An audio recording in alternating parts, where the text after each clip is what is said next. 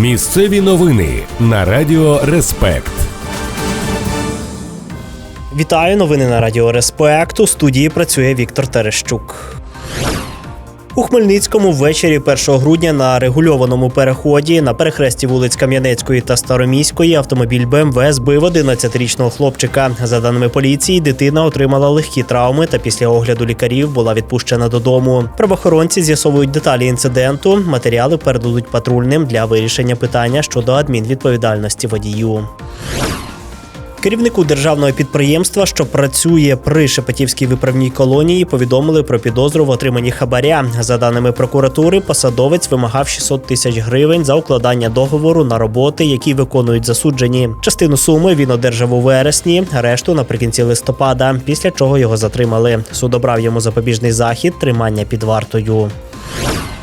На Хмельниччині у місті Полонне поліцейські затримали 18-річного хлопця, який тяжко травмував 44-річного місцевого жителя. За даними поліції, пізно ввечері 29 листопада біля кафе між чоловіками виник конфлікт, під час якого нетверезий молодик ударив опонента кулаком. Потерпілий упав та вдарився головою. Його госпіталізували. Затримання провели за статтею 208 КПК України. Слідчі встановлюють деталі та вирішують питання щодо запобіжного заходу. У Квасилові поліцейські відкрили провадження через жорстоке поводження з твариною. Правоохоронці виявили у соцмережах відео, де водій на авто навмисне наїхав на собаку та поїхав. За записами камер встановили 39-річного місцевого мешканця, а згодом патрульні зупинили його Volkswagen у Рівному. На чоловіка оформили адмінматеріали за ДТП та втечу з місця пригоди. Також слідчі внесли дані до єдиного реєстру за статтею про жорстоке поводження з тваринами. Тривають слідчі дії та опитування свідків.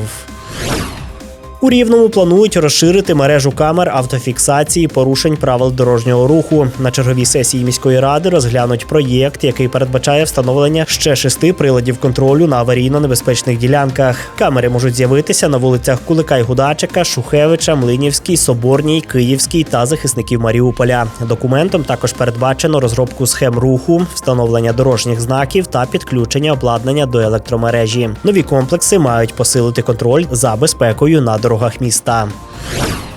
Українська спортсменка родом із Корненської громади Тетяна Климова гідно представила країну на чемпіонаті світу з джиу-джитсу у Мадриді. Змагання тривали з 27 по 30 листопада та зібрали спортсменів із понад 3 десятків країн. Українка продемонструвала витривалість і високу техніку, виборовши 2 бронзові медалі у розділах Close Combat та Full Combat. Це одне з найкращих досягнень наших спортсменок на світовому рівні цього сезону.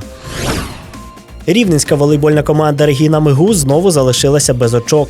У вищій волейбольній лізі в Ужгороді команда програла обидва поєдинки – місцевій Медії з рахунком 0-3 та Трускавецькій Нафтусі також з рахунком 0-3. Після 6 ігор рівнянки мають лише 3 очки в активі та залишаються на 11-й позиції у турнірній таблиці.